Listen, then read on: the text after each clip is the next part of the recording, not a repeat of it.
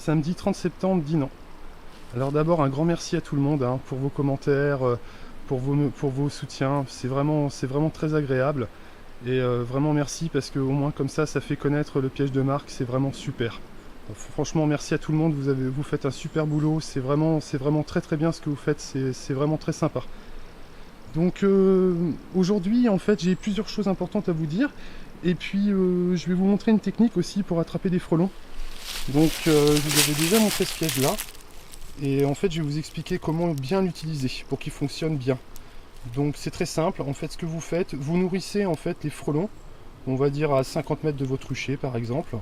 Donc vous mettez un petit peu de nourriture, donc les frelons vont venir manger, et au bout de 2-3 jours, ça peut être 8 jours, 10 jours, ça va dépendre du nombre de frelons qui vont venir manger. Et à partir de ce moment-là, ce que vous allez faire, une fois que vous avez suffisamment de frelons qui viennent, en fait vous allez tout simplement mettre la nourriture dans ce piège. Évidemment il se referme, vous avez un petit voilà qui va se refermer, vous avez une petite fermeture ici. Et donc en fait ce qui va se passer, c'est que les frelons en fait vont tous rentrer dans ce piège. Et comme vous pouvez voir, c'est des frelons que j'ai attrapés cette année par cette technique. Je les ai attrapés chez moi. Parce qu'en fait j'ai des vieux cadres de cire et les frelons venaient sans arrêt pour manger le reste de miel sur les vieux cadres. Donc j'ai utilisé cette technique et voilà en quelques jours ce que j'ai pu attraper. Donc ça marche très bien. Bon, je donne cette technique parce que c'est quelqu'un qui en parlait un petit peu dans un commentaire. Donc voilà, lui ça l'embêtait peut-être de mettre des tentes et il disait pourquoi pas nourrir les frelons. Donc voilà une technique. Donc on nourrit les frelons dans un premier temps. Et quand on en a suffisamment, eh bien on met la nourriture dans ce piège au même endroit. Et là vous allez voir, vous allez faire un carnage. Ça marche très très bien. Voilà, donc voilà pour cette technique qui peut intéresser tout le monde. Si vous n'êtes pas apiculteur, ça peut aussi vous intéresser. Donc juste un petit truc. Donc là j'ai mis la tente de cette manière-là, c'était juste pour vous montrer. Parce que la semaine dernière, du coup, je vous ai quitté, j'avais laissé toutes les tentes comme ça.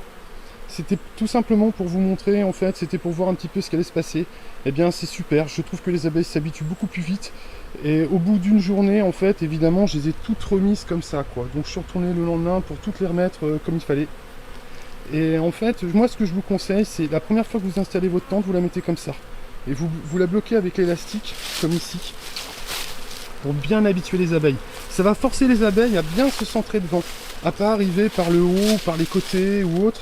Elles vont commencer vraiment à bien venir par devant, et comme ça au moins quand vous allez mettre la tente, elles seront déjà beaucoup plus habituées à pas monter dans le filet. Donc moi je vous conseille de faire comme ça. Voilà, c'est alors après j'ai eu un petit souci quand je suis arrivé, j'ai pas attrapé autant de frelons que ce que je pensais, parce que ici en fait on a beaucoup de vent sur ce rucher, et malheureusement eh bien on avait beaucoup de tentes qui étaient tombées. Donc on a attrapé un petit peu de frelons, mais c'est pas au top, c'est pas terrible. Donc celle-ci, cette tente n'était pas restée comme ça. Là je vous l'ai juste mis comme ça pour vous montrer. Évidemment, ça fait pratiquement une semaine qu'elles étaient toutes bien mises. Donc ça c'est pour le premier jour. Voilà, vous pouvez la mettre comme ça le premier jour. Ça peut être une bonne idée. Voilà, pour habituer les abeilles. Hop. Moi je vais vous montrer un petit peu à côté ce qu'il y a un petit peu, mais les abeilles sont pas... Les abeilles vont mieux. Ah regardez, on a un frelon qui est là. Alors, le problème c'est qu'ils sont un petit peu habitués maintenant.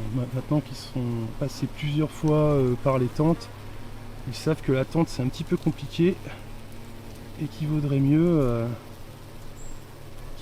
pas trop s'y aventurer. Il est là. Est-ce qu'on peut essayer de zoomer un petit peu?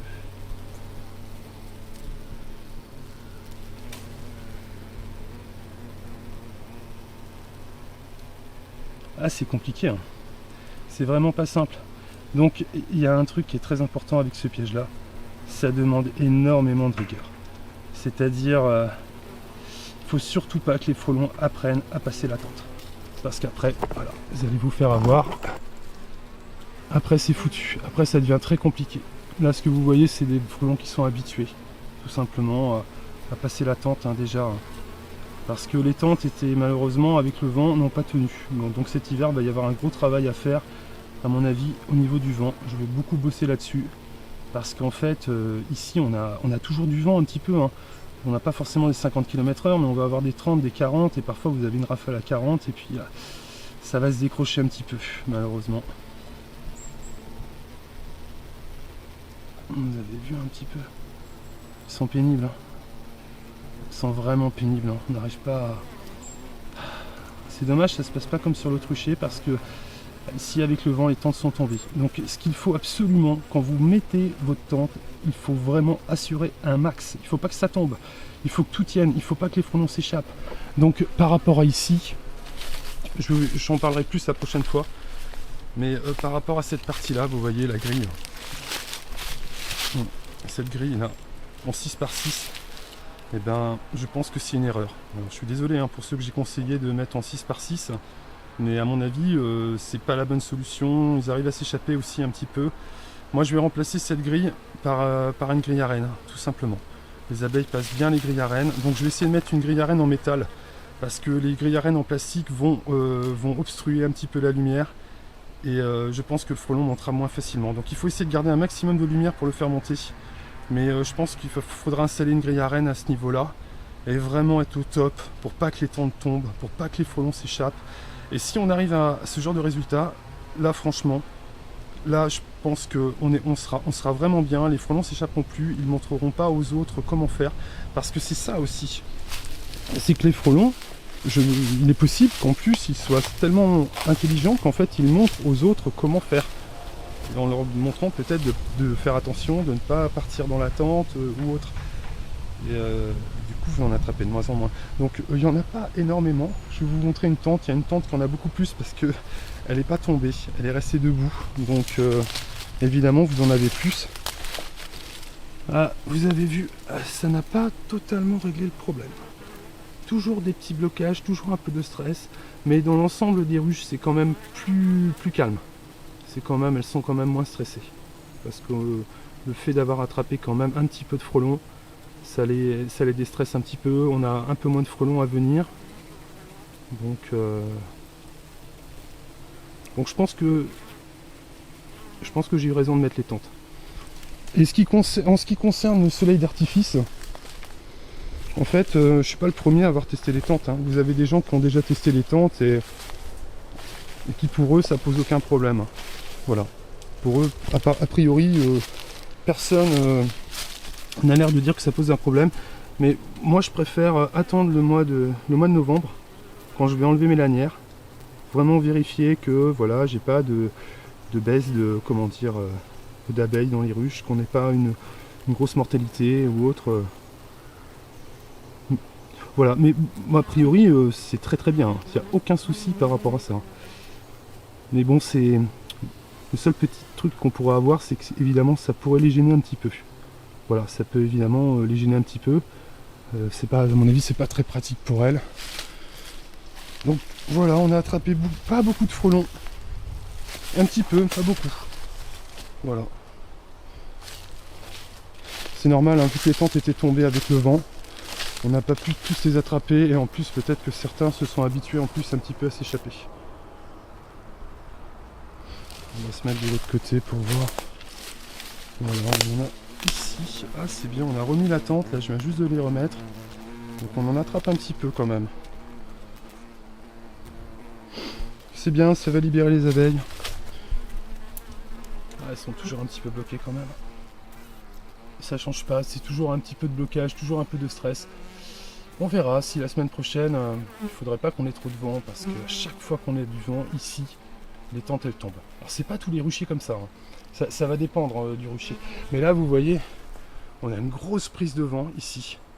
Et donc en fait le vent s'engouffre et malheureusement il fait tomber les tentes. Donc après elles sont pas hyper bien mises non plus. Ah, c'est ça que je voulais vous dire aussi.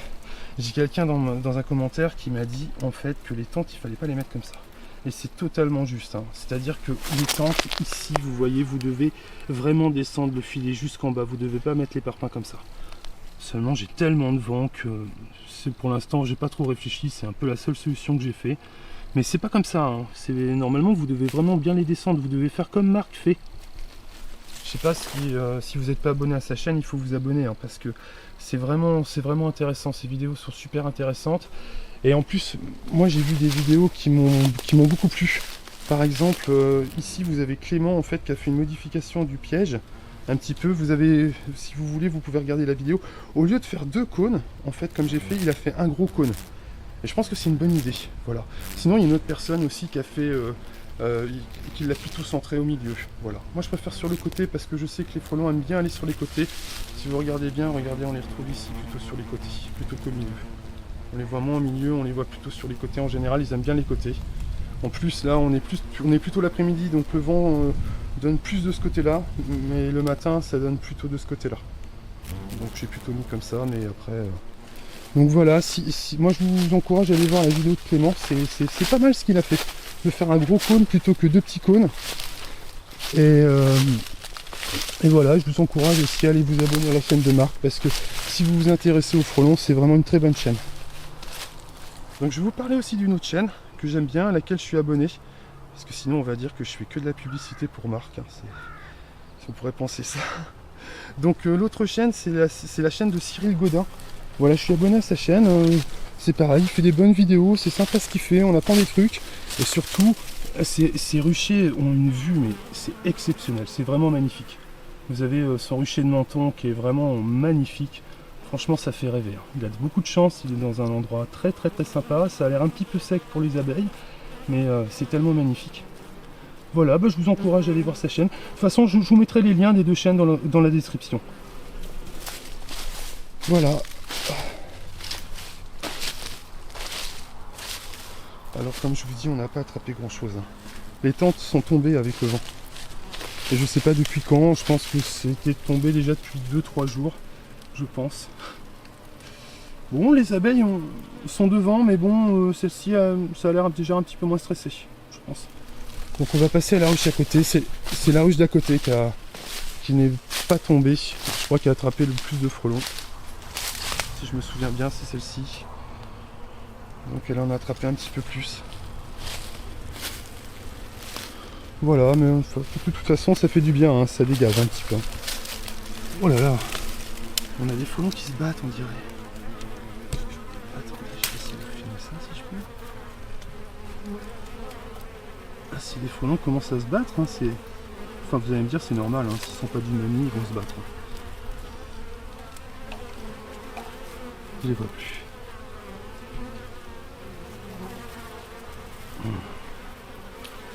Ok. Vous voyez, il y a toujours un petit peu de stress. Hein. Voilà. Mais après, ça va quand même mieux que la dernière fois. Hein. Ça bouge déjà un petit peu plus et c'est déjà un peu plus sympa. Donc ici, ça n'a pas beaucoup attrapé. Ce que je vais faire la prochaine fois, on ira sur un autre rucher. Justement sur un rucher où j'ai un petit peu les mêmes soucis que quelques personnes. Parce que comme je vous ai expliqué, une fois que le frelon s'échappe, et bien après ça devient beaucoup plus compliqué. C'est-à-dire qu'une fois que le frelon a compris comment s'échapper des tentes, et bien après pour l'attraper ça devient très compliqué. Et je pense que c'est à cause de mon grillage 6 mm, 6 par 6. Donc de toute façon, moi j'ai beaucoup de chance. Cette année j'ai pas beaucoup de frelons. Donc je vais pouvoir me préparer à fond pour l'année prochaine. Pour vraiment faire ces petites améliorations. Et franchement je remercie Marc hein, vraiment pour son piège. Il a vraiment un super piège. Après voilà, ça dépend des coins où vous êtes. Si vous avez un petit peu de vent, ça peut être un petit peu compliqué. Mais vraiment il a fait vraiment une super idée, un super piège. Et je le félicite énormément pour ce qu'il a inventé. C'est vraiment exceptionnel. Donc moi je le conseille toujours autant, hein, malgré ses petits défauts, hein, parce que j'ai quelques personnes qui m'ont mis dans les commentaires qui pensaient que je le trouvais plus bien, mais c'est pas du tout le cas. Hein. Je le trouve exceptionnel. Mais c'est juste, on a ces petits problèmes de vent, moi, qui m'embêtent énormément. Mais à part ça, c'est vraiment un piège au top du top. Très bon piège. Donc voilà ce que je voulais vous dire pour cette semaine. Donc la semaine prochaine, je ferai une vidéo sur un autre rucher et je peux vous dire que les captures sont beaucoup plus importantes qu'ici. Voilà, et je vous souhaite un super week-end, profitez bien du soleil et à bientôt.